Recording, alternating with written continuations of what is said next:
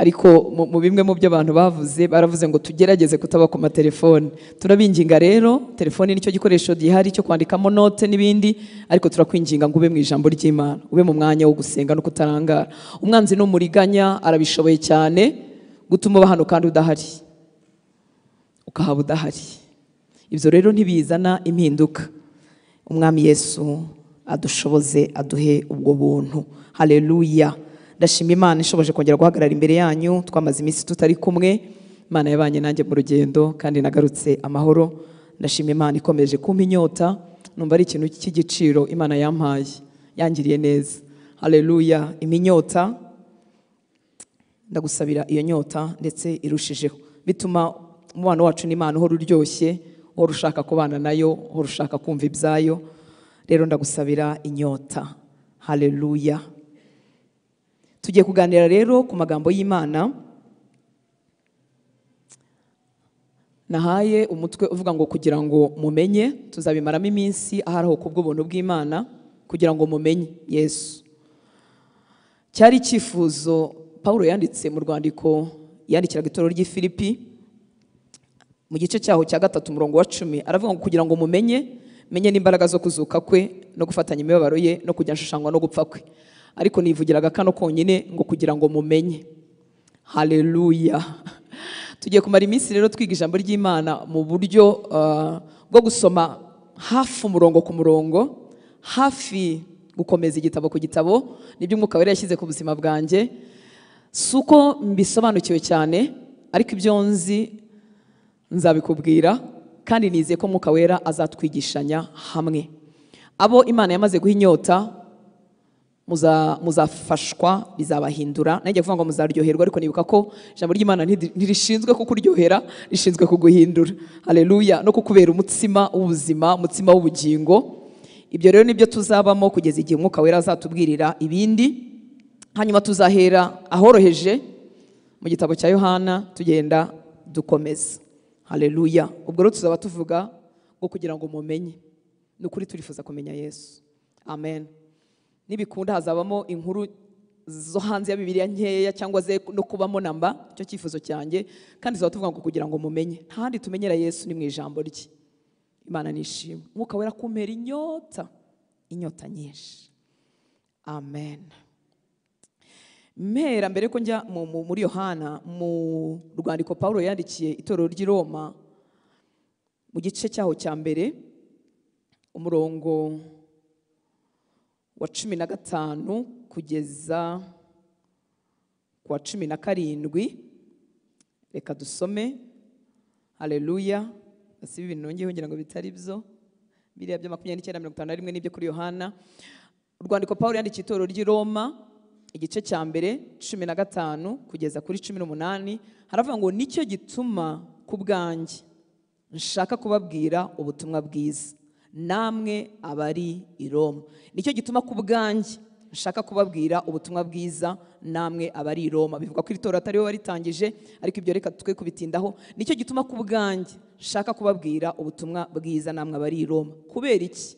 Tukabona igisubizo muri 16 ngo erega ubutumwa bwiza ntibunkoza isoni, kuko ari imbaraga y'Imana ihesha uwizera wese gukizwa, uhereye ku muyuda ukageza ku mugiriki. Ubwo bavuga umugiriki baravuga twese abanyamahanga. Muranyumva nshuti z'Imana? Niki kimuteye iri shyaka n'uyu mwete wo kwifuza kubagezaho ubutumwa bwiza? Nuko azi icyo ubutumwa bwiza bukora aho bugeze. Ni nayo mpamvu umwanzi aturwanya kugira ngo tugumane utuntu, ariko ijambo ry'Imana ritarimo. Utuntu twakuye mu ndirimbo, utuntu twabwiwe n'abantu, ni byiza, bigira umumaro wabyo, cyane nk'iyo wakiriye ubuhanuzi nka biriya babwiye Janine, bakabikubwira uri mu nzira, ukazabibona bisohora, biraryoha, ariko ntibitunga. Haleluya. Ntibitunga umuntu, ni iby'akanya. Ariko ubutumwa bwiza, ijambo ry'Imana ritunga umuntu, rikamubabakamo n'impinduka itazanyeganyezwa n'ibihe. Haleluya. Arimo arababwira rero, nicyo gituma nifuza kuza kubabwira ubutumwa bwiza. Kubera iki? Icya mbere ntabwo bunkoza isoni, kandi igituma butankoza isoni nuko nizeye imbaraga zibubamo. Haleluya. Si umuntu waguhindura, sinjye wagira icyo nkora muri wowe, reka da, ariko nizeye imbaraga ziba mu butumwa bwiza. Haleluya. ngo kuko ngo ni imbaraga y'Imana. Aba ari amagambo twasomye muri Bibiliya, ariko ayo magambo ngo ni imbaraga y'Imana. Asa nk'amagambo ariko ni amagambo afite imbaraga. Ariko mutekereze guhindura umunyabyaha rw'imbi, ye baba we, umwicanyi ruharwa, akagendera mu nzira zo gukiranuka, agakurwa mu irimbukiro, agahabwa ubugingo buhoraho. Ni ukuri Imana itugirire neza. Ngo kuko ari imbaraga y'Imana ihesha uwizera wese gukizwa, uhereye ku muyuda ukageza ku banyamahanga bose. Reka bari ko mvuga, nicyo gituma Satani arwanya ubutumwa bwiza, kugira ngo nitugera hano ku gatuti tuhakorere komedi, bihindukira ibikino, bihinduka inkuru zisetsa. Ni ukuri sale za komedi zabaho, umuntu akajya gutera urwenya yabishoboye. Nayo nasanze ari impano nziza. Hari umuntu usetsa ureba ugahita useka atanavuze, ariko si hano. Yesu ashimwe cyane. Umwanzi rero akora icyo kintu kugira ngo ubutumwa bwiza, kuko ari imbaraga y'Imana ihesha uwayumvise gukizwa, agakora ku buryo ubutumwa bwiza buvaho, ibintu bigahinduka imikino. Imana itugirire ubuntu. Ngo kuko muri bwo, ku murongo wa 17, kuko muri bwo mu butumwa bwiza, mwimbere muri bwo, kuko muri bwo ari namo gukiranuka kuva ku Mana guhishurirwa, guheshwa no kwizera, kugakomezwa nako, cyangwa se kugakomezwa n'umuri no kwizera. Ngo nk'uko byanditswe ngo ukiranuka azabeshwaho no kwizera. Haleluya. Uru rwandiko rurimo ibintu byinshi Paulo yavuze, ariko akagera kuri iyi mpano y'ubuntu, aho tudakizwa n'imirimo, ahubwo biri mu kwizera. None akavuga ngo muri ubwo butumwa bwiza, muri bwo mwimbere, ubutumwa bwiza bwavuzwe. Mwibuke ko yabwiraga cyane cyane abantu bakomoka mu idini ry'Abayuda, bazi ko bagomba gukebwa ku mibiri, bazi ko bagomba gukora ya mirimo yose itegetswe n'amategeko, kandi n'uburi ntibigeze bayibasha nk'uko natwe tutayibasha. Ariko noneho yararimo kuzana ikintu gishyashya kimeze nk'inzaduka muri icyo gihe. Ariko reka mbabwire ngo uko gukiza nyine, haleluya, n'uburi kubikiye mu butumwa bwiza. Ngo kuko muri bwo mu butumwa bwiza ari namo gukiranuka kuva ku Mana guhishurirwa. Muri make gukiranuka ko bari muri Kristo Yesu ntikuva muri wowe nanjye, kuva mu Mana. Haleluya. Niyo mpamvu kubakijijwe gukiranuka kurashyitse kandi kuruzuye. Imana nishimwe cyane. Haleluya.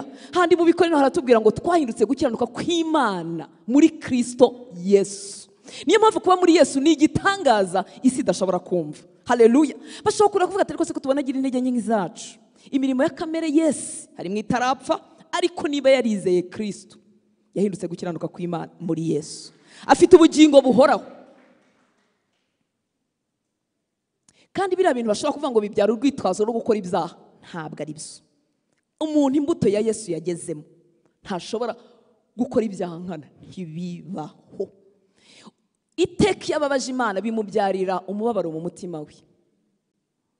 Atari uko bimeze ubu tarakizwa, kandi ntacyo bitwaye, ugume munsi y'ubutumwa bwiza nawe uzizera ukizwe. Haleluya. Ngo kuko muri bwo ari namo gukiranuka kuva ku Mana guhishurirwa, biba revere, birahishurika, umuntu akabisingira. Haleluya. Ngo guheshwa, uko gukiranuka kuva ku Mana guheshwa no kwizera, ntago guheshwa no gukora. Guheshwa no kwizera kandi kukanakomezwa n'ubundi no kwizera. Sitarago zitandukanye umuntu agira mu buzima, ese ko ntarimo kubishobora, ese ko ntarimo kubibasha. Reka nkubwire nk'uko gukizwa biheshwa no kwizera, no gukomerera mu mwami nabyo biheshwa no kwizera. Amen. Imana yacu ishimwe. Ngo nk'uko byanditswe ngo ukiranuka azabeshwaho no kwizera. Haleluya. Reka nkubwire rero ngo wivuga ngo ese nyine ko kwizera ntagufite, ahubwo ipozisione aho bakirira kwizera. Ni hehe bakura kwizera? Turabibona mu Baroma 10:17 haravuga ngo dore kwizera guheshwa n'iki? No kumva, no kumva kukazanwa n'ijambo rya Kristo. Hari igihe unavuga imirimo y'Imana ukumva abandi bantu bagusize batumbagiye, ukajya umva bagusize ukavuga ati se buri hari aho nzagerayo ryari? Uzagerayo nukomeza kurira aho kwizera kuva. Yesu nashimwe cyane. Dore kwizera guheshwa no kumva, no kumva kukazanwa n'ijambo rya Kristo. gukomerera mu mwami ni ibi, gukurira mu buntu twahawe ni ibi. Nigiye kwizera Imana kwanjye kugenda kurushaho gutoha. Kandi mbeshwa n'iki? Nuko ngenda menya iyo Mana. Ntago ari uko ngewe ngenda mba mwiza, ahubwo ngenda menya Imana. Uko ngenda menya Imana n'urukundo rwayo rukansaba, ngenda ndushaho gusa nayo. Simenye igihe bizabereye, kamere yayo igenda inyuzura, simenye igihe bizabereye. Haleluya. Haleluya. Rero twimara umwanya tuvuga ngo ese ko nafite imbaraga, ese ko nafite kwizera, ese ko imiyaga imbasha. Burya kutagira kwizera gutuma imiyaga ikubasha, bituma uyoberwa Imana, bituma uyoberwa uwo wagize we muri Kristo Yesu, bituma uyoberwa icyo Yesu yakoze ku musaraba. Ibyo byose biri mwaho ngaho. None tukamara umwanya twibaza ko nabifite, ko nabisingira n'ibindi nk'ibyo ngibyo, cyangwa se no kuba utagenda usa na Yesu, kuko turimo turakura tugana mu kigero cy'igihagararo cye, kugira ngo ibyo bintu byose bibe manifeste. Byose ni mu kwizera. None rero umwanzi ahabera umuriganya. Tuvuge nka kwa kundi buri mu ntege nkeya, wumva nta masengesho ari muri wowe. Nicyo gihe umwanzi akubwira ati iryamira igumire mu rugo. Ni ukuvuga ngo kwiposition aho wari kwakirira imbaraga no kwizera, ahubwo arahaguhungishije. Igihe cy'intege nkeya nicyo gihe cyo kumva amagambo y'Imana. Haleluya. N'igihe cy'imbaraga nicyo gihe cyo kongera kuyumva, kuko kwizera kuzanwa no kumva amagambo ya Kristo. Imana nishimwe cyane. Umuriganya rero Satani aguteza kuvuga ngo byaranze byihorere n'ubundi byaranze. Reka mbabwire nshuti z'Imana, ntago Yesu cyangwa umwuka wera, nta jambo ry'Imana rishyeshya. Gushyeshya hanze ari ikinyarwanda cyo mu cyaro, ni nko kubeshya cyangwa ukariganya umuntu mubwira ngo ibi bintu bizakora ariko ubizi neza ko bitakora. Ntabwo mwuka wera yigeze adushyira muri Bibiliya ibintu ngo atwereke ko byakora kandi bidakora. Ntabwo bishoboka. Yesu yari umwigisha utangaje, niwe wabwiraga abantu atabareshya namba, akavuga ngo utikore umusaraba ngo nkurikire, uwo ntakwiriye kuba umwigisha wanjye. Ufashe isuka areba inyuma, uwo ntakwiriye kuba umwigisha wanjye. Utankunda kuruta uko akunda se na nyina n'abo yabyaye, uwo ntakwiriye. Ni ukuvuga ngo Yesu ntabwo ntiyatubembereje. Ikintu rero yashyize muri Bibiliya kikandikwa, nuko icyo kintu gikora. Yesu nashimwe cyane. Dore kwizera guheshwa no kumva kukazanwa n'ijambo rya Kristo. Niba waragize umugisha ugakizwa, niki kiri butuma ukurira muri ubwo buntu wahawe? Nugukomeza kuba munsi y'ijambo ry'Imana. Simvuga kwigishwa nk'ahangaha gusa. Yesu turigishwa tukamenya ibyo twigishwa tugakomeza. Iki ni cyiza kandi ni cy'ingenzi, ariko nawe ubwawe kuba mu ijambo ry'Imana, kuko nta wundi muti baduhaye kandi ifaranga cyangwa karensi cyangwa ikintu gikora muri uru rugendo rw'agakiza ni ukwizera. None niba tudafata icyo kintu kibeshaho abakiranutsi ngo tukigundire, tuzabaho duti? Ko imiyaga y'isi izaduteragana hirya no hino. Imana nishimwe. Haleluya. Haleluya. Witegerereza rero aho kwizera kutajya guca. Turabyumvise, dora tubyumva, tubisiyemo. Dore kwizera guheshwa no kumva kukazanwa n'ijambo rya Kristo.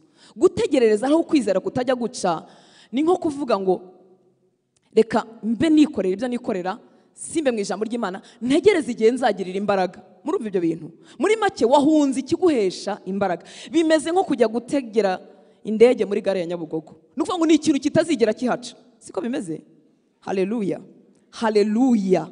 Ikinyoma cya Satani cyerekanye ko ijambo ry'Imana risa nkaho ntacyo rivuze, risa nkaho ntacyo ryagukorera. Noneho mu ntege nke, mu mibabaro, ninde wakijijwe, ninde wasitaye, ninde waguye, ninde warambaraye, ninde wabuze ibyiringiro, ninde wabuze amahoro, ukabura aho ngaho. Ariko ukabusa nkaho bitegerereje ko hari umunsi umwe bazakanda nk'akabuta ahantu ngo nawe bigakora. Ntibikora. Nari mvuze ngo nugutegera indege hehe. Bizakora gusa kuko twabaye mu byo kwizera gucamo. Muri make cano cyangwa umuyoboro cyangwa inzira kwizera gucamo niyo ngiyo, niyo yonyine. Haleluya. Kwizera guheshwa no kumva kukazanwa n'ijambo rya Kristo. Mana nishimwe. Haleluya. Haleluya. Ikibabaje rero ku murongo wabanje hejuru gatoya 16 baravuze ngo icyakora abumviye ubutumwa bwiza si bose. Ngo kuko Yesaya yavuze ati mwami ninde wizeye ubutumwa bwacu. Ngo icyakora abumviye ubutumwa bwiza si bose. Muri make hari aho bwatambutse ariko abantu ntibabuha agaciro, abantu ntibabuha umwanya. Uko inyifato tugira imbere y'ijambo ry'Imana, izajya n'ibyo twakira n'ibyo dusigarana n'ibindi bitambuka nk'aho tutabibonye. Yesu ashimwe. Haleluya. Inyifato tugira imbere y'ijambo ry'Imana, twaba turi aho turi ryigira cyangwa twaba turi twenyine, igaragaza ko iyo Mana tutayimenye. Kuko sinshobora kwicara imbere y'umunyacyubahiro ngo ndebe hirya no hino. Siko bimeze namwe? Umutega amatwi ubyitayeho. Imana iri mu ijambo ryayo. Dushobora kutarivuga neza kuko ubumenyi bwabaye ari bugufi, ariko Imana iri mu ijambo ryayo. Haleluya. Imana iguhe inyota. Nicyo ngusabira. Imana iguhe inyota. Imana iguhe inyota. Kuko Kristo ni mugari. Ni mugari. Igihe kimwe yabwiye abigishwa baravuga ngo nari mfite ibintu byinshi byo kubabwira, ariko ntimushobora kubyumva. Icyakora Umwuka Wera naza. Haleluya. Bitera agahinda kuba umuntu abaho akijijwe ariko akamera nk'umuntu warangije ijambo ry'Imana, akaba ameze nk'uwarirangije, mbese ryose ararizi. Yesu Kristo we. Ijambo ry'Imana riteye mu buryo ushobora gusoma umurongo umwe uyu munsi, ukongera ukawusoma n'ejo hazaza, ukongera ukawusoma nyuma y'ukwezi, ukawumva mu bundi buryo, ukawukuramo ibindi bintu. Ni rigari. Yesu ni mugari cyane. Gusa abasogongera nibo barushaho kugira inyota. Ariko bahagaze muri 16 ngo icyakora bumva ubutumwa bwiza si bose baguma badafite inyota. Ndasaba Imana ngo iduhe inyota. Haleluya. Haleluya. Tuvuga rero ubutumwa bwiza si ikindi. Ubutumwa bwiza buhishura Kristo. Buhishura Yesu Kristo, umwami w'abami. Haleluya. Uko tugenda duhishurirwa Kristo, kumuhishurirwa nicyo we yavuze ko ari cyo, nibyo we yakoze, si ibihimbano. Kuko imyumvire yacu ishobora kuturemera ibintu by'ibihimbano, tukavuga mujya mwumva nk'abantu bavuga ngo Imana ni urukundo, ngo nta muntu n'umwe uzajya mu muriro. Cyo ni mubyumva se? Kuko Imana ari urukundo, nta muntu n'umwe uzajya mu muriro. Ibyo bintu ni ibihimbano kuko sicyo Bibiliya ivuga. Imana yatanze amahirwe kugira ngo abantu bakire Kristo, batarimbuka, bahabwe ubugingo buhoraho. Imana ni urukundo. Igihe kimwe nakurikiye umuvugabutumwa umwe, ntakiriho n'umusaza yitabye Imana, aravuga ngo abantu bamwe baramubaza abate, bakamubaza ngo ese ko Imana ari urukundo, ngo kuki ngo ibi byago byose biri mu isi, ngo akabasubiza ngo ese wabwiwe n'iki ko Imana ari urukundo? Agasanga bizi muri rusange. Ariko niba warasomye ukamenya ko ari Imana ari urukundo, wamenye n'isoko y'ikibi kiri mu isi, nacyo waragisomye. Bigaragaza ko umuntu yifatiramo bimwe yumvise atoraguye gutyo. Nari mvuze ngo ubutumwa bwiza si ikindi, buhishura Kristo w'ukuri, atari ibyo twamuhimbye ko ari byo, atari byo. Haleluya. Bwahishura Kristo by'ukuri, bikaduha natwe kwimenya abo turi bo muri Kristo, kwimenya neza abo turi bo muri Kristo Yesu. Nukuvuga ngo ntufite ubushobozi, simfite ubushobozi bwo kwimenya neza ntarahishirirwa Kristo. Uko mishirirwa Kristo ngenda nimenya neza, nkamenya urukundo rutangaje Imana yankunze, nkamenya ko ubugingo bwanjye bubikanwa n'ubwa Kristo mu Mana, nkamenya ko ndi umuragwa uraganwa na Kristo, nkamenya ko Kristo mu Baheburayo hatubwira ngo yavanze natwe amaraso n'umubiri. Ndi umuvandimwe wa Kristo, nubwo mu nyama n'amaraso mfite abandi bavandimwe, ariko abari muri Kristo Yesu. Haleluya. Uko guhishirirwa rero kwabo turi bo, tubimenye ko tugenda duhishirirwa Imana. Ibyo bintu bimeze nk'amagambo asanzwe, ariko ni ibintu bizazana impinduka z'igitangaza mu mibereho y'uwabyakiriye. Mana nishimwe. Haleluya. Haleluya. Icyatumye ba Yosuwa, dore kandi natandukiriye, ngubu ngo nari busomere kuva kuri Hano igice cya 1 umurongo wa 1 kuzageza hepfo kuri 51, ngo murabona biri buvemo. Icyatumye Yosuwa na Kalebu n'abandi bagabo bajyanye i Kanani, bamwe bagira ubwoba abandi ntibabugire, ibintu barebaga byose byarasaga. Siko bimeze? Abanyakanani bose bari bigabo by'intwari, bari abagabo bajeya, bari bafite imbaraga, kandi koko igihugu cyari kizengurutswe n'inkike y'amabuye nk'uko batubwiye, imbuto zaho zari nziza nk'uko babizanye. Barebaga ibintu bisa, ariko bakabireba mu buryo butandukanye bitewe na buri kintu na buri muntu icyo afite mu mutima we. Haleluya. Ibibazo byo ku isi birasa. Hari umuntu akubwira story babaje ukavuga uti giteye ubwoba. Gishobora kuba giteye ubwoba kuri njye kitarambaho, ariko ndahamya neza ko hari abandi beri ibihumbi cyabayeho kandi bakomeye. Rero imiyaga irasa, ingorane zirasa, ariko muri wowe nanjye hari mwiki. Kandi bidutabara imbere y'umuyaga n'ingorane si iby'ako kanya, nibyo tumaze iminsi tubikamo, kumenya Kristo, guhishurirwa umwami w'abami wadukunze, urukundo rutagereranywa. Bimwe mu mvune isi ifite ni ukubura urukundo. Umuntu akumva ari wenyine, umuntu akumva ntagira umuntu. Niba hari ikintu kizagukiza icyuho cyo kubura abagukunda, ni ugusogongerwa no gusobanukirwa urukundo rwa Kristo. Uzajya numara kurwakira uzajya wumva abantu bose bagukunda, uretse ko binatera abantu kugukunda. Kubera iki? Hortense urarondogoye. Kubera iyo Yesu aje muri twe tubengerana ubwiza bwe. Ubwiza bwe rero burattractinga, ariko kuko iyo utararwakira nawe ubwo wiyanga. Burya rero iyo wiyanga ni nko kurekura onde negative, sinzi uko nabivuga. Mbese turekura ibintu biduhungisha abantu. Sinzi niba njye nyine ubibona, ariko muzarebe umuntu ubana na Yesu neza, ufite ubuntu bw'Imana ku buzima bwe. Nubwo yaba afite isura itari yo mu bitabo no muri video no muri filime, aba afite ubwiza. Ukamureba ukabona arakunditse, kandi isura idakunditse ariko akaba afite ikintu cy'igikundiro cya attracting ukuntu, kubera kumenya uwo ari we muri Kristo Yesu. Haleluya, haleluya. Ntacyo turaza kugarukiraho, turi bugarukire nyine. Kubera rero ibyo byose navugaga ko ubutumwa bwiza buduhishurira Kristo, bikadutera natwe kumenya ko position yacu mu Mana. Tuzamara iminsi twiga, turahera horoheje ubutumwa bwiza bwanditswe na Yohana, tuzakomeza mu nzandiko za Paulo. Ntago nzi iminsi tuzabimaramo, Umwuka Wera azagenda dufasha, n'abihindura tuzajya no ku bindi, ariko ndahamya neza ko Umwuka Wera azabikoreramo, ubuzima bwacu bukagenda buhinduka. Haleluya. Umwami Yesu ari kumwe natwe. Ntabwo cyambaza Imana ya kure niba warakijijwe. Kubihishurirwa bizana umutekano w'igitangaza, bimara ubwoba.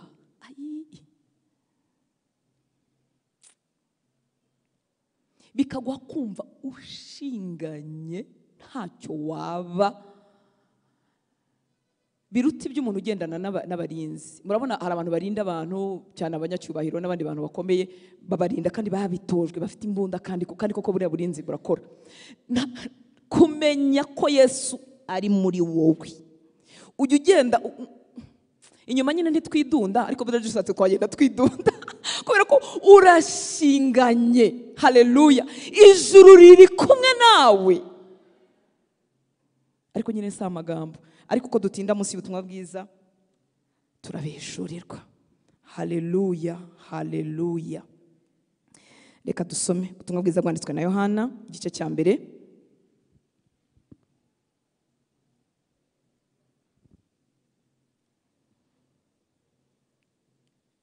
Mbere na mbere hariho Jambo.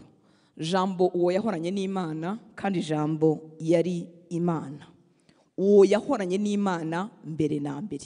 Ibintu byose ni wowe wabiremye, ndetse mu byaremwe byose nta na kimwe kitaremwe nawe.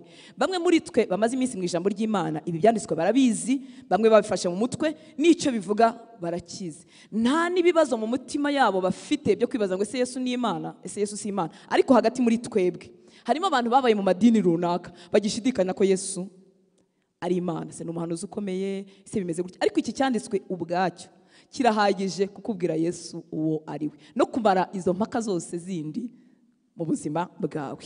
Ngo mbere na mbere hariho Jambo, Jambo uwo yahoranye n'Imana, kandi Jambo yari Imana. Imana ntifite itangiriro, na Yesu ntafite itangiriro. Yesu ni Imana. Ubutatu nta muntu urabasha kubusobanura nk'uko buri, kuko nyine budakwirwa mu bwenge bw'abantu. Abantu baragerageza, ariko mbere na mbere Jambo ari we Kristo. Mbere na mbere hariho Jambo, Jambo uwo yahoranye n'Imana, kandi Jambo yari Imana. Uwo yahoranye n'Imana mbere na mbere. Ibintu byose ni wowe wabiremye, ndetse mu byaremwe byose nta na kimwe kitaremwe nawe. Ntabwo Yesu ari umuhanuzi ukomeye. Yesu ni Imana. Imana ishimwe cyane. Ibi rwose byari bihagije kugukuramo urwo rujijo rwo kwibaza ngo ese Yesu ni Imana, ese Yesu ni umuhanuzi ukomeye, ese Yesu na data umwe aroroheje undi ari munsi y'undi. Nta cyaremwe na kimwe kitaremwe nawe. Ntafite nawe itangiriro ni iherezo. Haleluya. Gusa igitangaza kidakwirwa mu bwenge, Imana yambaye umubiri ihinduka umuntu, igenda mu bantu yaremye kugira ngo we nanjye dukire. Ni igitangaza kidakwirwa mu bwenge. Imana nishimwe cyane.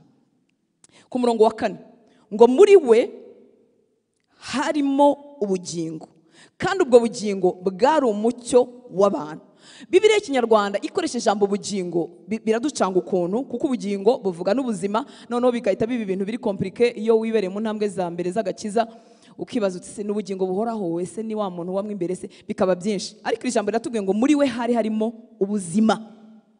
Haleluya.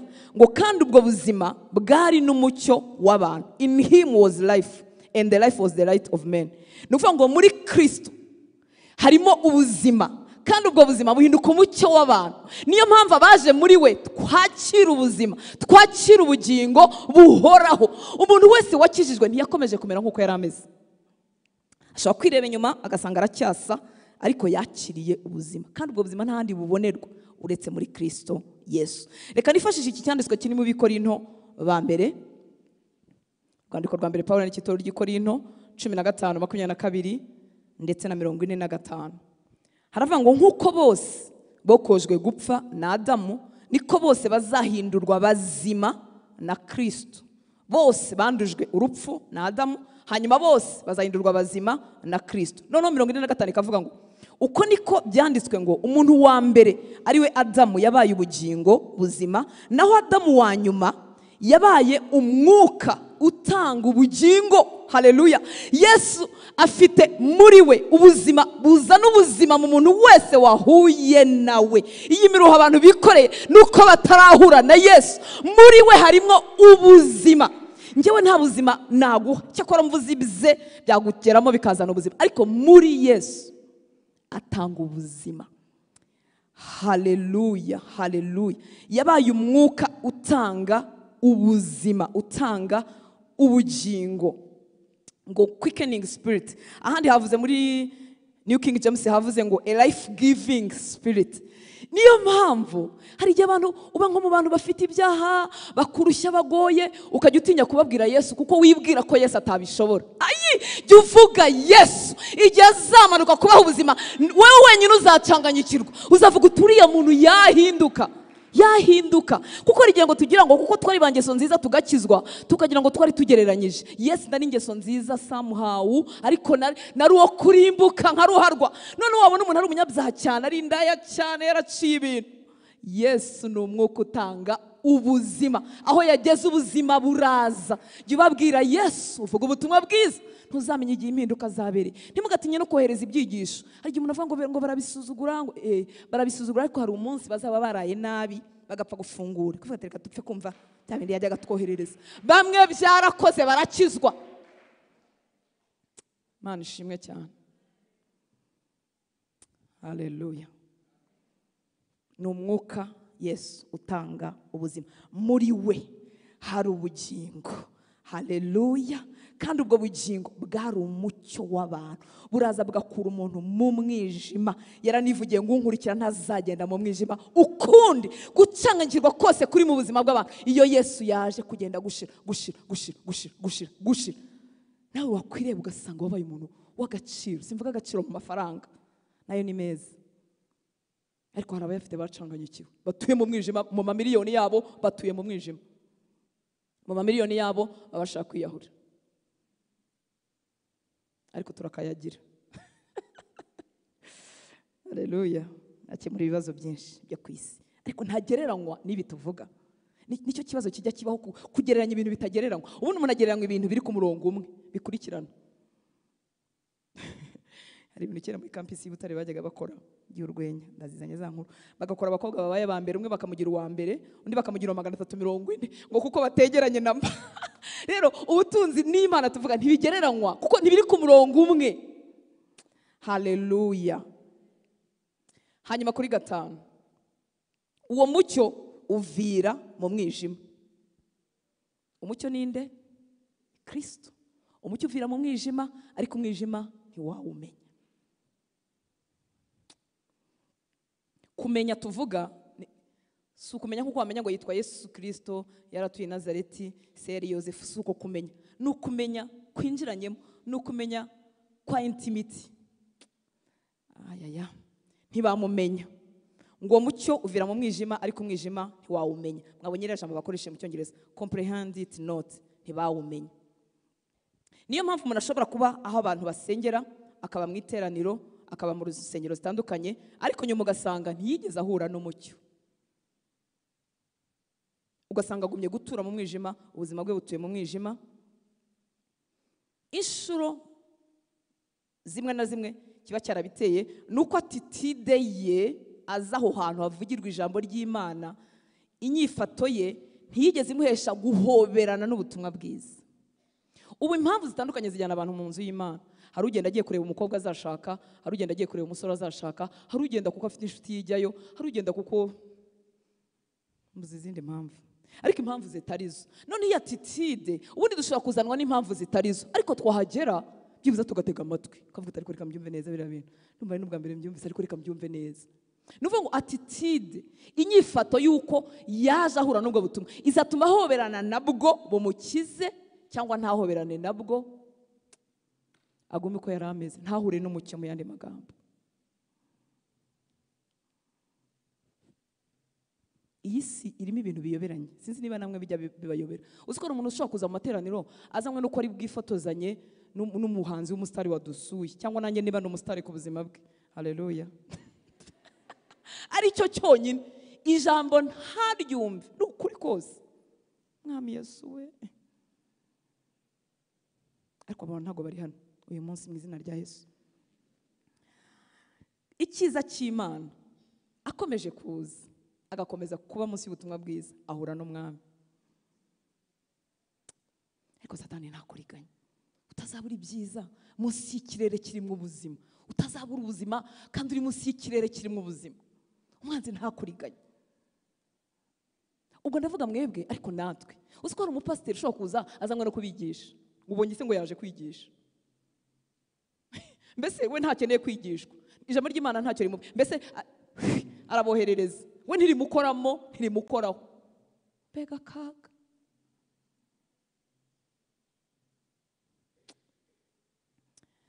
Haleluya. Kuri gatandatu hariho umuntu watumwe, sindi bunenze iminota nukuri aho biri bugarukire ndi bugarukiraho. Hariho umuntu watumwe n'Imana, twagiye kuri gatandatu, witwaga Yohana.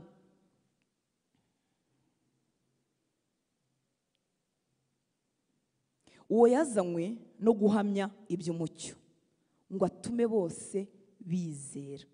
Haleluya. Umurimo wacu ni uguhamya iby'umucyo, ngo dutume abantu bizera. Si ukugira ngo muturebe, namwe muri abakozi b'Imana bajya bicara hano ndabazi, mwicarira mukicecekera, si ukugira ngo babarebe hirya no hino mufite za platform baririmba inshuti z'Imana. Igituma turirimba, igituma Medi ikora, igituma mpagarara nkavuga, igituma usenga yasengeje, igituma buri gikorwa cyitirirwa umurimo w'Imana gikorwa, ni ukugira ngo abantu bamenye Yesu, bamwizere. Nicyo cyonyine. Iyo rero twakoze ikintu gitera indi mpamvu, kiri mu yindi mpamvu, tuba twariganijwe twebwe ubwacu n'abo turimo turiganya. Yesu ashimwe. Hariho umuntu watumwe n'Imana yitwaga Yohana. Uwo yazanywe no guhamya iby'umucyo, ngo atume bose bizera. Nuvuga ngo indirimbo zanyu, ibibwiriza byacu byagombye gutuma abantu bizera Yesu. Nicyo bimaze, aho niho dupointinga abantu tuberekeza, nicyo bimaze, nta kindi, nta kindi. Imana nishimwe. Haleluya, haleluya. Uyu murimo wo guhamya Yesu, hari igihe abatabizi bawufata nk'umurimo udafite ikintu uvuze. Nyamara intumwa zaravuze bajya gusengera abadiyakoni. Muzi ko hari habayeho amakimbirane, abapfakazi ba Kigereki n'aba Bayuda, mukavuga ati bamwe baraducura wenda kuko twavuye mu banyamahanga cyangwa twavanze simbizi, noneho nyine bazana ikibazo ku ntumwa. Hanyuma intumwa ziravuga ngo ntidukwiriye kurekeshwa umurimo wo kuba mu ijambo ry'Imana no kugabura ibyo kurya. Noneho nimutoranye, mwumva abadiyakoni ba mbere ko bari bameze, mutoranye abagabo bafite umwuka w'Imana, bafite ubwenge, bashimwa n'abantu, kugabura ibyo kurya. Ugabanya abapfakazi, umwe agatwara ikiro kimwe undi agatwara ibiro bibiri. Byasabaga abagore nako abagabo buzuye umwuka wera. Haleluya. Nukuvuga ngo imyakirire ku rugi y'umuntu wuzuye umwuka wera n'umuntu utuzuye umwuka wera izatandukana. imiramukanyirize, imiririmbire, imihagararire, imigendere, imisurire, buri kintu cyose n'umuntu wuzuye umwuka wera utawuzuye bizatandukanye. Kuko uwuzuye umwuka wera azaba yifuza ko muri icyo gikorwa n'igisa n'icyoroheje abantu bamenya nde Yesu, bakamwizera. Si ukugira ngo dukore amazina abantu baduhimbaze, bamara kuduhimbaza bigende bite? Yesu nashimwe cyane. Niyo mpamvu inshuti z'Imana dukeneye ko buri muntu wese ahagarara mu murimo w'Imana kugira ngo tugire umwanya wo kuba mu ijambo ry'Imana no gusenga. Uhamya Kristo amuhamye, uri muhamirize mu gikorwa cya social abihagararemo, uri busure, uri butabare abihagararemo. Mana nishimwe. Ku murongo wa 8 ngo icyakora uwo si we uwo mucyo. Ubwo bagarutse kuri Yohana yaje guhamya iby'umucyo ngo atume bose bizera. Icyakora uwo si we uwo mucyo, ahubwo niwe wahamije ibyawo. Uwo mucyo niwe mucyo nyakuri. Ubwo bagarutse kuri Yesu. Uwo mucyo ku 9 niwe mucyo nyakuri, kandi ubwo nibwo yatangizaga kuza mu isi ngo amurikire umuntu wese. Yohana ubwe rwose ngo uwo mucyo si wari umucyo nyakuri. Nta mupasiteri w'umucyo. Turamurika nkuko nawe umurika, nkuko uritabaza nawe ryaka bigizwebo, ariko sinjye mucyo w'ubugingo, sinjye mucyo w'ubuzima bwawe. Iyi ni imico isanzwe y'abantu, ariko hari undi mucyo nyakuri nkuko babivuze ku 9. Uwo mucyo niwe mucyo nyakuri, kandi ubwo nibwo yatangiraga kuza mu isi ngo amurikire umuntu wese. Afite imbaraga zikura umuntu wese mu mwijima, ariko atamuritse. Nubwo najya nguheka ku mugongo nkakuzana mu materaniro, nkaza nkubzindirira mama shenge igikobwa cyangwa igihungu, nkakuzana nguhetse ku mugongo, twagera hano nkagukikira. Nubwo nabikora kajana umucyo utamuritse, nagutereka hasi umunsi umwe. Ngo yari mu isi ku 10 ndetse niwe wayiremye, nyamara bisi ntibamumenye. Niyo mpamvu umuntu uvuga ngo ntibansuye, ngo niyo mpamvu ngo naritse ngo gukurikira Yesu. Ubwo ni Yesu yari yarakurikiye ubundi. Gusurana ni byiza, kurwara ukabura umuntu kugeraho birakapu. Gupfusha ntagira umuntu gusura ni bibi. Yambibabwira igihe kimwe twapfushije umuvandimwe wacu. Iyo wapfushije umuntu wawe rukundo wabugufu, ubuzi ku isi yose yahagaze. Ubuzi ko abantu batagiye ku kazi. Ubuzi ko abantu baretse gucuruza. Ubuzi ko abantu bose bakuzi bahagaze, kandi burya baba bakomeje bakajya ku kazi. Kuko ntago baba hano uruhushya no babishaka. Noneho bikiri vuba rero tugahura n'umuntu mu mujyi. Akambwira ati yo ati disi nabatabaye. Ayiwe nkumva ndapfuye. Ntiburya ntiyari ahari di. Bukeye rero umuntu yaba yapfushije nagize ibyago byo kutagerayo, iryo jambo sinongeye kurivuga. Ntago nari inzu uburemere rifite, ariko reka mbabwire inshuti z'Imana ntaho bihuriye no gukurikira Yesu. Ni ukuri. Kandi inshuro nyinshi abantu baruhanye ngo ntibabasuye, nabo ntibaba basurana. None niba usurana n'abandi kuki warwaye ntibamenye ko warwaye? Ni ukuvuga ngo uri wenyine n'ubundi. Nka rero none Hortense tumaze.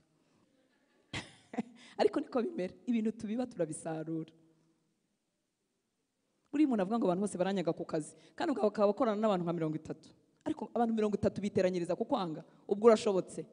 Aho ya ntushobotse. Ahubwo ubwira Yesu uti ubuzima buryoheye abantu, nyihindurira Yesu, dore twaramenyanye, marama amahane, umaremo utuntu tw'udutiku, umaremo umunkanyari. Rega n'umuntu uteye ubwoba kumwegerera, atari igitinyura, ahubwo ameze nk'amahwa. Ariko Yesu ahabera mwiza. Iyo twicaye ku birenge bye araturyoshya, akadukuraho amahanda, akadukuraho ibintu byari bishinyitse byari bituriho, akadukuraho ubujyaha bino n'utuntu n'utundi, akaduhindura umuntu uryoshye, abantu bifuza kwicarana nawe, tudafite amafaranga yo kubaha, tudafite ikindi kintu, ariko kubera ko Yesu yadukozemo umurimo yo kabyara. Kandi umurimo we nturangira. Hari igihe nitungura, sinzi niba mwe mujya mwitungura, nkumva nk'akantu karahingutse kajombye gutya, nkavuga ino Hortense urantunguye, naka karacyahari. Ariko Yesu ni uwo kwizerwa. Haleluya. Ngo yari mu isi 10 ndetse niwe wayiremye, nyamara bisi ntibamumenya. Muribuka kutamumenya inshuro byajemo kuri 5, ngo mucyo uvira mu mwijima, ariko umwijima ntiwawumenya. Ku 10 yari mu isi ndetse niwe wayiremye, nyamara bisi ntibamumenya. Yaje mu bye ariko abe ntibamwemera. Kagakabaho. Uyu munsi abavuga ko bemera Yesu siko bose bamwemera. Yesu yabaye nka ryabuye nkuko n'ubundi yivugiraga, ryabuye ryanzwe n'abubatsi rigatabwa ku ruhande kuko ridakenewe. nyamara ngo ari ryo buye rikomeza imfuruka, niryo buye rikomeza inyubako yose ikabasha guhagarara. Ariko uyu munsi abavuga ko bemera Yesu benshi ntibamwemeye. Ikizabikwereka nuko Yesu ahinduka last resort, mbese nibwo butabazi bitabaza bwa nyuma. Ntibafitanye ubusabane, si umuntu babana umunsi ku munsi. Tekereza nawe ufite fiance akajya guharara, mukagirana nk'ukwezi akaguharara, akaguha SMS buri gitondo akongera agaceceka amezi 6, ntuza amakuru ye, uwo mubano waba umeze ute? Yesu ni Imana, ariko kandi Yesu ni umukunzi, turi umugeni wa Kristo. Haleluya. Umukwe igihe kimwe azaza gutwara itorero.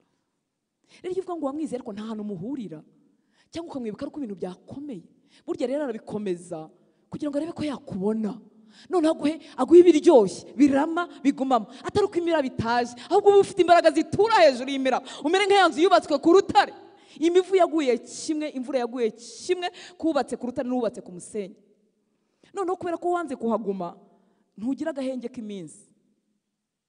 Kavuga ati mbonye agahenge ndamubura, kandi nari mubikiye ubundi bwiru bwinshi. None ugahora umeze utya. Ariko n'urukundo, abikorana urukundo kugira ngo icyo yagambire ku buzima bwawe kizasohozwe inahangaha.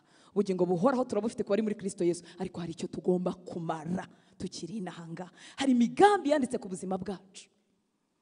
Ubu twibwije ukuri, twasanga mu minsi yo gusenga, uretse ko bitagombye kuba muri iriya minsi yo gusenga, ari abantu bake cyane bafata umwanya wo kubaza Yesu, niki wandemeye?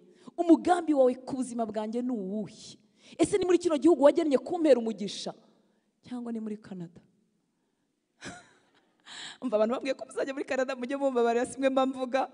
Imana izabaho umugisha rwose, niba ariho muzabonera umugisha muzagende. Kandi murabizi ko ariko nsenga, ntago njya ruswa umvuge ngo ugende. Ndavuga ngo niba ari Imana yakugeneye umugisha ugende, niba yarakugeneye Kigali ugumane natwe.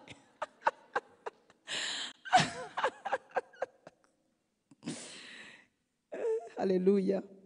Ariko byose mbivuga mbakunzi, kandi nifuza kubabona mubayeho neza. Ni ukuri mu ntege nke zanjye nk'umuntu, mbabazwa n'umuntu udafite ubuzima bw'ibanze busanzwe. Ntago rwose nakwishimira ko wakenera muri iyi Kigali. Nifuza ko kubona umeze neza. Mana nikingura umuryango ukajya muri Canada ukabona za majob babona, Mana rwose nibishimirwe. Ikibazo ni kimwe. Yesu azakomeza kukubona, usabane buzagumaho, uzagenda uhite wiyambura ubusa burundu, usigare wambaye ubusa. Ariko kuri kwambara ubusa nta n'ikibazo, kwambara ubusa ko mu mutima niko kubi. Birya bihinguka inyuma, biba ari ibindi byapfuye cyane imbere mu mutima.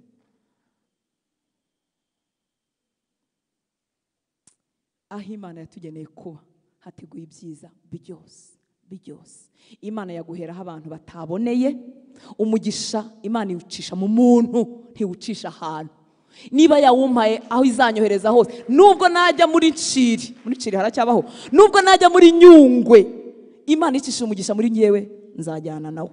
Ariko kuko tutazi Imana, nyine uko abantu babara ubuzima, natwe niko tububara, kandi nta waturenganya. Nuko ijambo ry'Imana ritaragwirira muri twebwe ngo duhishurirwe Kristo. Imibare y'Abanyakigali ikaba ari imibare yacu.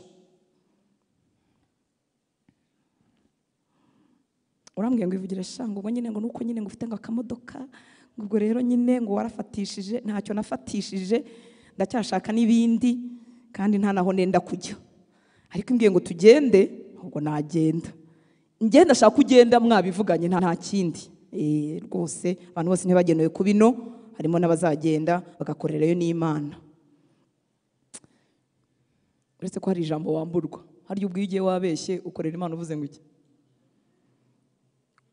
Mbese niyo wigisha hari ahantu utageza, ibyo by'impapuro zibeshya, ubwo mbese uzajya wivugira ibindi, ariko nugera ku mpapuro ugakatire. Kuko burya imitima yacu ntirya ruswa, nayo n'igitangaza irakubwira iti uravuga iki? Ceceka iyo dosiye yihorere, urabizi uko twaje twiceceke. I love you so much.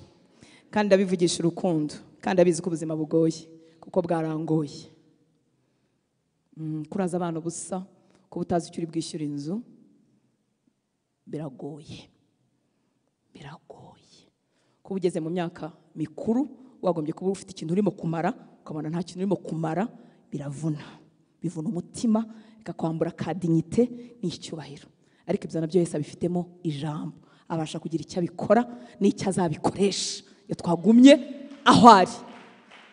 Haleluya. Ndashoje ngeze ku murongo wa kangahe? 11.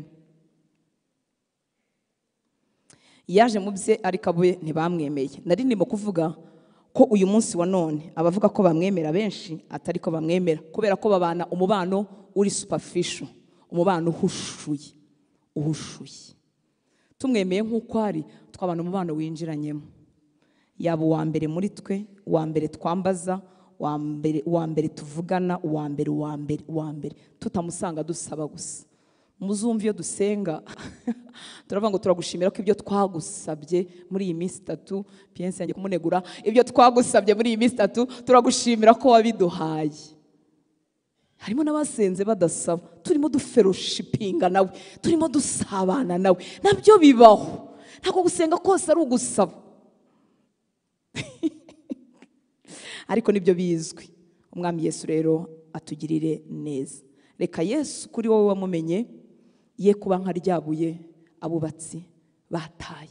Ibyo bintu bwa mbere ni Yesu wabivuze, birimo muri Matayo, muri Mariko, muri Luka. Petero yaje kubisubiramo iby'ibuye abubatsi banze, ariko Yesu yabivuze avuye kubacira umugani wa nyiri umurima wohereje abantu kujya kuzana ibyo basaruye, yagerayo abo yasigiye umurima bakabica, bakica abo bagaragu kugira ngo ibyo basarura babigumane.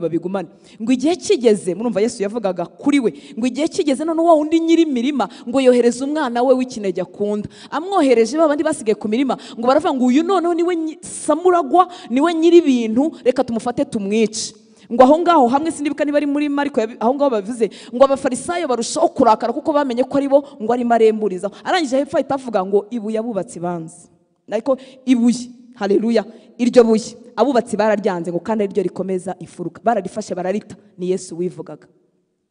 Yesu ashimwe cyane. Ibuye ryanzwe n'abubatsi. Uyu munsi Yesu ntago tumwanga tumuhakanye, tumwanga tutamuha umwanya mu buzima bwacu, atagira mu ijambo.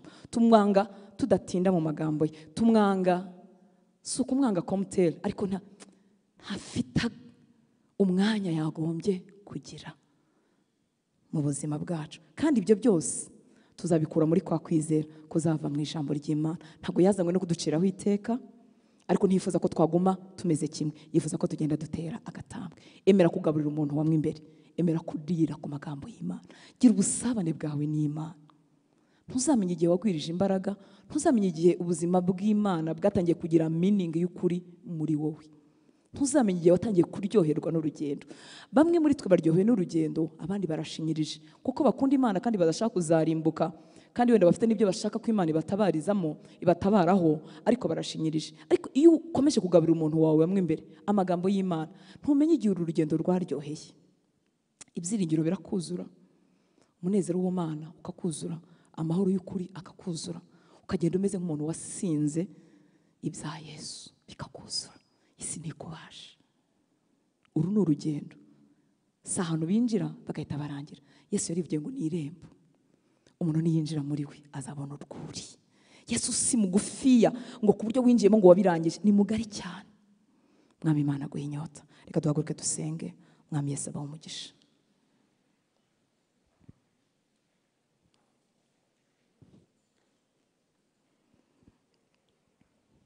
Haleluya.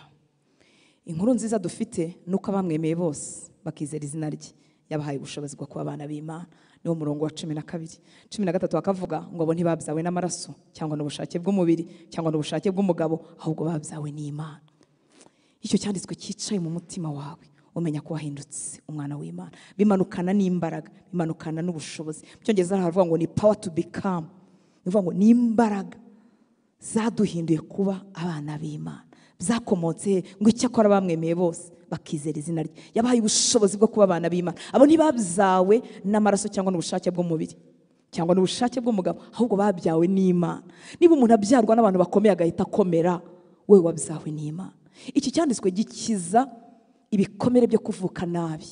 Hari igihe umuntu avuka iwabo ntibamukundi, cyangwa se akamwihakana, cyangwa nyina akamwihakana. Kera sinzi ko hari abadamu bihakana abana, ariko abagore nabo bihakana abana. kumenya ko ntabyawe kubw'imipangu ya papa na mama, kubw'ubushake bw'umugabo, ahubwo ko nabyawe n'Imana. Ibyo bikiza imvune z'umutima. Ukavuga uti yes, bateranye inda batabigambiriye, batanabishaka. Hari igihe umwana avuka ku babyeyi batarabimenya, bakamubwira ngo twakubyaye tutabishaka, twashaka kuba umuhungu none wabaye umukobwa, twashaka kuba umukobwa, wavukiye mu bihe bibi, so yari yarangiriye nabi, wavutse bagufashe ku ngufu, byari bibi cyane. Hakaza ayo makuru mabi akagenda akica umutima w'umwana, agakura ari igisenzegeri. Ariko iyo waje muri Kristo Yesu, uhamenyera ko burya ntibyari kubw'ubushake bw'umugabo, ntibyari kubw'umupangu w'abantu, ahubwo twabyawe n'Imana. Bikakumara ibikomere, ukema, ukamenya ko nta muntu ufite ijambo ku buzima bwawe. Wari uri mu migambi y'Imana, wari uri mu bitekerezo by'Imana, si impanuka. Reka tumushime. Data, tuguhaye icyubahiro.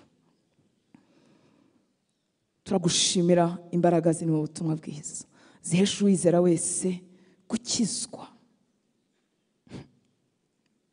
Reka umucyo wawe uvire mu mutima wa buri muhungu wawe na buri mukobwa wawe. Imbaraga z'ubumana zikorere muri we.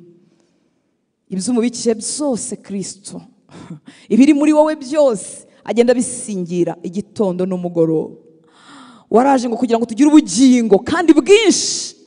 Ijambo bwinshi ntago byagucitse, mwami w'abami. Muri wowe hari ubuzima. Reka ubwo buzima bw'umugabane wa buri mwana wawe, buri muhungu, buri mukobwa, uri munsi yo kubaho kwawe, uri munsi y'ijambo ryawe. Reka ubwo buzima bugwiriye buba umugabane we kuva uyu munsi n'iminsi yose azamara inahangaha, kugeza igihe azazira mu bwami bwawe, kugeza igihe uzahamagara amazina yacu. Tugende tugwiza imbaraga umunsi ku munsi. Reka wari utentebutse yongerwe mu imbaraga. Reka wari ushobewe umubere umucyo, kuko ni wowe mucyo w'abantu. Ngo gukurikira ntagenda mu mwijima ukundi. Reka wari ushobewe ahagaze mu mayira abiri, mu mayira 100 atazi igikurikiraho, mucyo wawe umuviri. Wuzuye ubwiza n'imbabazi bitangaje, ku buryo ubizi ko dutuye ku isi. Ntiwitaye gusa aho tuzabana nawe mu ijuru, witaye naho tuba, naho twirirwa, nuko turara. Ibyo byose ubyitayeho. Nimba turi babi nk'uko ijambo ryawe ryatubwiye, tukamenya guha abana bacu ibyiza. Mu bubi bwanjye sindaharota kugaburira umwana wanjye amabuye. Mu bubi bwanjye sindaharota kugaburira umwana wanjye inzoka na za scorpion. Nankaswe wowe, ariko kuko tutakumenye mwami w'abami, twagize ngo ibibi byacu urabyishimira, tugira ngo amarira yacu ntajya kubwiye, tugira ngo imibabaro yacu ntuyitayeho. Utwishurire, twishurire urukundo rwawe. Twigisha inzira z'abanesha ko babaho. Twigisha ko umuntu agwiza kwizera, akagira imbaraga zihangana n'ibihe. Twigishe kurwana intambara nziza yo kwizera, kugira ngo dusingire ibyo tubikiwe inanga, dutegereje kuzabana nawe mu bwami budashira. Urakoze kuba tubabari, urakoze kwanditse amazina yacu mu gitabo cy'ubugingo. Ubugingo buhoraho turabufite. Ijambo ryawe ryatubwiye ngo ufite uwo mwana, afite ubugingo. Reka bashidikanya ko bababariwe, bakira imbabazi n'imbaraga zigendana nabyo, bakira amahoro azanwa no kubabarirwa. Urakoze mwami w'abami, mvuze umugisha ku bana bawe no kugirirwa neza, bagirirwe neza. Neza yawe yomatane n'ubuzima bwawe, neza yawe ibe mu byabo, mu babo. Mahoro menshi utanga bo mugabane wawe. Ibyari bifite induru byakira ituze.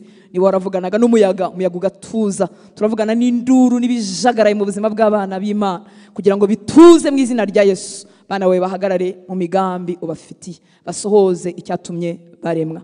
Inzira zikinguke z'umugisha aho zitari ziri, mu izina rya Yesu. Ahari ukurira, gitondo cy'impundu kibanguke mu izina rya Yesu. Urakoze mwami. Turagushimira abahungu bawe n'abakobwa bawe wararitse. Turagushimira abakora imirimo itandukanye kuri iki gicaniro, kugira ngo kitazima. Ubahe umugisha, ubagirire neza mu izina rya Yesu, amen. Hari itangazo nibagiye kuvugaho ryo kwimuka. Si kuri uyu wa gatatu, ku wa gatatu tuzasengera hano, ariko twagiye kwimukira hano. Hari kontra bafitanye n'ibindi bikorwa bizahabera kuva mu kwa kabiri tariki 21 kugeza kuri 13. Rero amasengesho y'ukwa kabiri asoza tuzayakorera hariya. Uwa gatatu utaha atari uyu nguyu, tubyumve neza. Uyu nguyu ukurikiraho tuzasengera hano, uwundi uzakurikiraho tuzasengera kuri Sport View. Tuzahateranira inshuro ngira ngo 4, hanyuma tugaruke hano. Mwihanganire iyo mpinduka, umuntu ataragiye wabo nyine nuko bimera. Igihe kizagira tuzagira ni wacu. umwami Yesu abaho umugisha. Reka turamukanye duhane lift dutahana amahoro ya Kristo. Mwakoze.